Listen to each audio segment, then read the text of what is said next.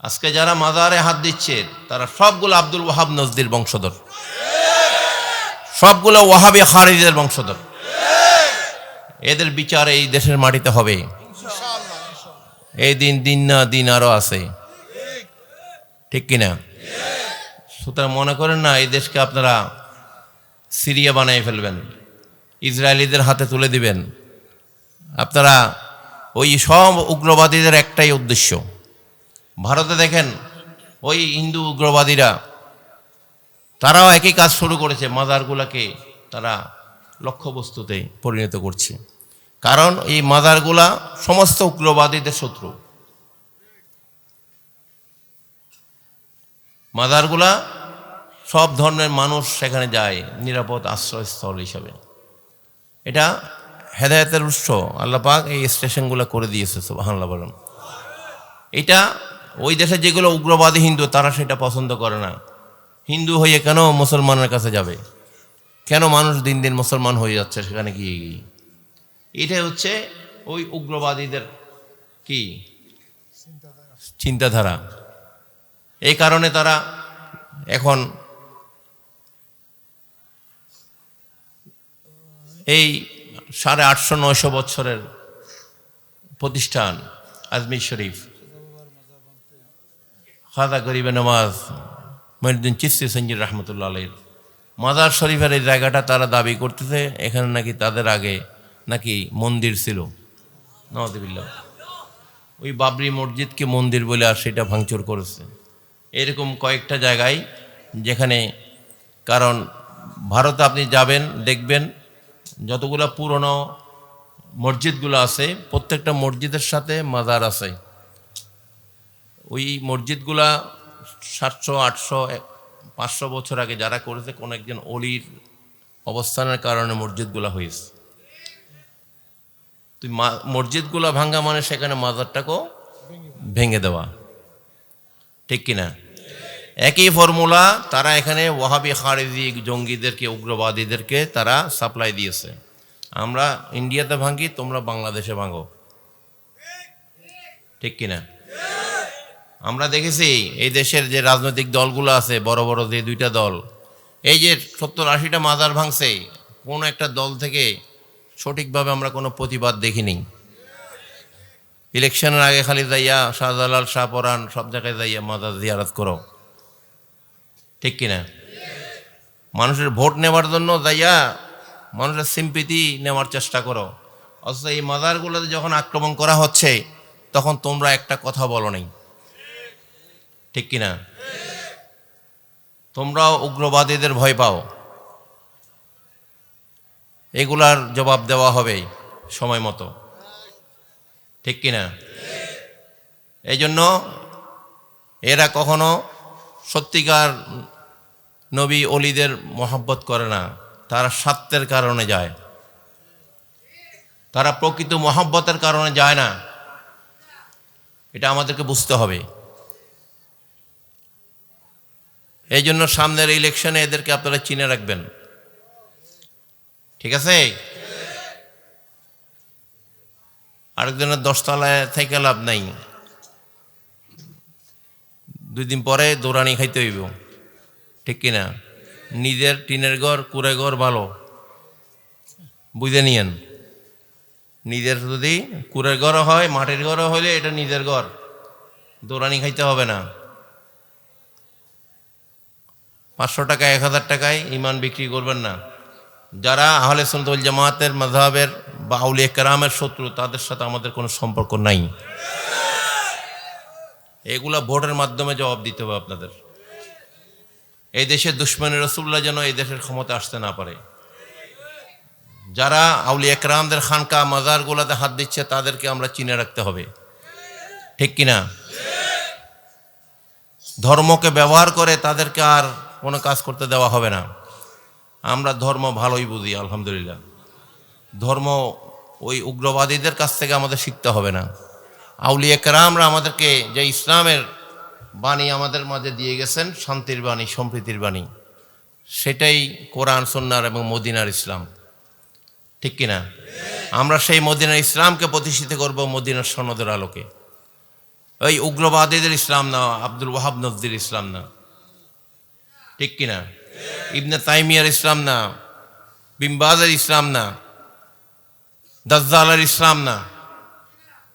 যেই আব্দুল ওয়াহাব নজদির এলাকার জন্য আল্লাহ রসুল দোয়া করেন নেই, সেই নজদের দিকে, যেটা বর্তমান রিয়াদ, নবীজি প্রত্যেক জায়গায় দোয়া করছেন, আল্লাহুম্মা বারিক লানা ফি শামানা ফি ইয়ামানা।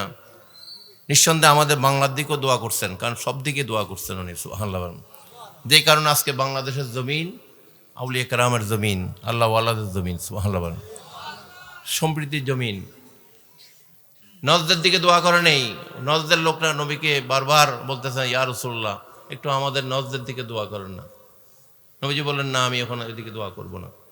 ওইখান থেকে শয়তানের শিং বের হবে, যে আমার উম্মতদেরকে বিভ্রান্ত করবে, যে উম্মতের মধ্যে বিভ্রান্তি সৃষ্টি করবে, দাঙ্গা ফাসাদ করবে। ওই আব্দুল ওয়াহাব নজদি সেখান থেকে বের হয়েছে।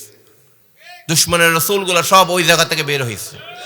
বর্তমানে আমরা দেখি এই রিয়াদের জমিনে নাইট ক্লাব চালু হয়েছে।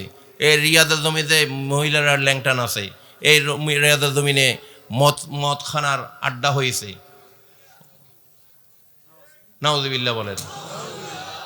আল্লাহ রসুল এই জন্য দোয়া করেনি, কারণ এখান থেকে সব শয়তান বের হবে, এবং সমস্ত শয়তানের কারখানা এখন রিয়াদের মধ্যে। পৃথিবীর যত ল্যাংটা প্যাংটা, যত নর্তকী আছে, যত নায়ক, অসভ্যতা যত আছে, সব আইনার সেখানেই আইসা এগুলা শো করে। নাউযুবিল্লাহ বলেন। তা আল্লাহ রসুল যে দোয়া করেনি, ঠিক করছেনি?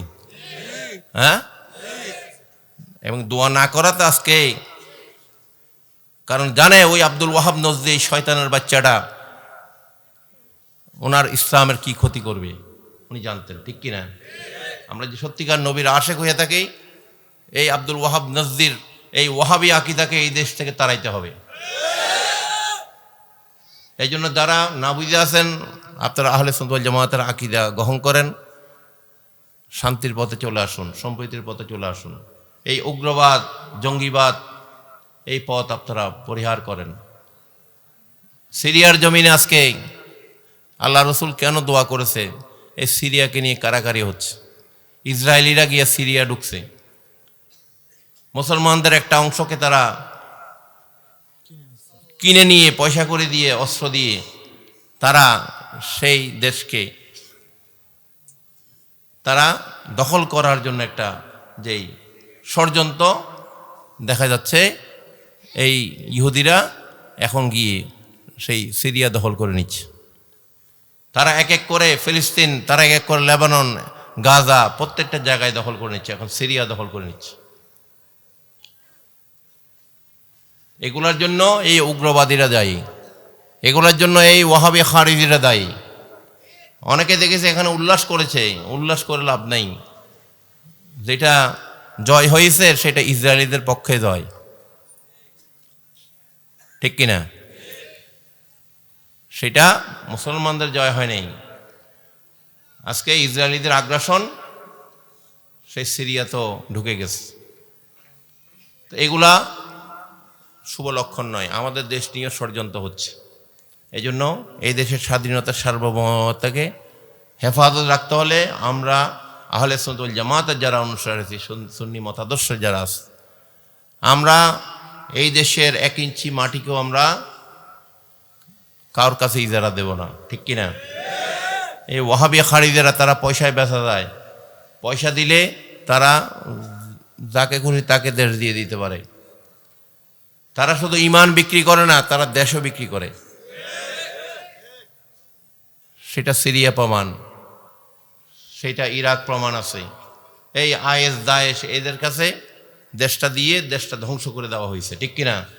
আমরা চাইব না আমাদের দেশটা এইভাবে ধ্বংস হয়ে যাক। এই বিজয় দিবসের মাস 16ই ডিসেম্বর 30 লক্ষ এই দেশের মানুষ জীবন দিয়েছে যুদ্ধ করে। তারা 2 লক্ষ মা বোনের ইজ্জত দিয়েছে, ঠিক কিনা? সুতরাং ছিনিমিনি খেলা এই দেশের স্বাধীনতার সার্বভৌমতাকে যারা ষড়যন্ত্র করছে, এদের বিরুদ্ধে আমরা কিন্তু লড়াই করতে হবে, ঠিক কিনা? আপনারা এই জন্য শুধু মিলাদ কিয়াম দরুদ ফাতিহা এগুলো নিয়ে থাকলে হবে না, দেশ নিয়ে চিন্তা করতে হবে, ঠিক কিনা? সচেতন থাকতে হবে আপনাদের। আমরা আকীদার ক্ষেত্রেও কাউকে ছাড় দেব না, এই দেশের স্বাধীনতার সার্বভৌমতা রক্ষায়ও কাউকে ছাড় দেব না। আমাদেরকে মাঠে ময়দানে সবসময় সোচ্চার থাকতে হবে, প্রস্তুত থাকতে হবে। যে কোনো ডাক দিলে সুন্নিয়তের পক্ষে বা দেশের পক্ষে আপনারা কিন্তু সেই ডাকে সাড়া দিতে হবে। সেটাই একজন ইমানদারের লক্ষণ। দেশপ্রেম যদি না থাকে আপনার ইমানের মধ্যে ঘাটতি আছে।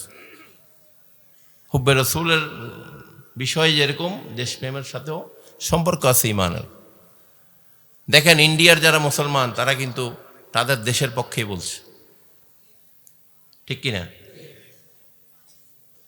আমাদের দেশ নিয়েও কোনো ষড়যন্ত্র হলে আমরা সেটার মোকাবেলা করতে হবে এবং এই দেশকে নিয়ে যারা ছিনিমিনি খেলবে তাদেরও বিচার এই দেশের জমিনে হবে। মব জাস্টিস, আগুন লাগিয়ে লুটপাট করা, মানুষের বাড়িঘর ধ্বংস করা, কথায় কথায় মানুষ মেরে ফেলা, মামলা দিয়ে মানুষকে হয়রানি করা, এগুলা কোনো শুভ লক্ষণ নয়। নিরপরাধ মানুষকে আপনি যদি হয়রানি করেন এটা জুলুমের পর্যায়ে পড়ে। মজলুম যখন হয়ে যায় মানুষ, তখন আল্লাহর কাছে তার নিঃশ্বাস পর্যন্ত পৌঁছে যায়, কোনো বাধা থাকে না। মজলুমের ফরিয়াদ আল্লাহর কাছে তাড়াতাড়ি চলে যায়। এই জন্য নিরপরাধ মানুষকে আপনারা হয়রানি করবেন না। আলেম ওলামাদের উপরও হামলা হচ্ছে, মামলা হচ্ছে, ঠিক কিনা? এগুলা করে আপনারা সত্যকে আটকিয়ে রাখতে পারবেন না। সত্যের জয় হবে, মিথ্যা দূরীভূত হবে। যারা মোমেন তাদের জয় অবশ্যই হবে। নাসরুম মিনাল্লাহ ওয়া ফাতহুল করিব ওয়া বাশশিরিল মুমিনিন। আল্লাহ যেভাবে আল্লাহ রসুলকে জানিয়েছিলেন যে যারা মোমেন তাদের জয় অবশ্যই হবে, অত্যন্ত নিকটে, সুবহানাল্লাহ বলেন। সুতরাং যারা এই দেশের ওয়াহাবি খারিজিবাদকে প্রতিষ্ঠিত করার জন্য চুপ মেরে আছেন তাদেরও বিচার হবে। যারা তাদেরকে সাইড দিচ্ছে আউলিয়া কেরামের মাজারগুলো ভাঙার জন্য,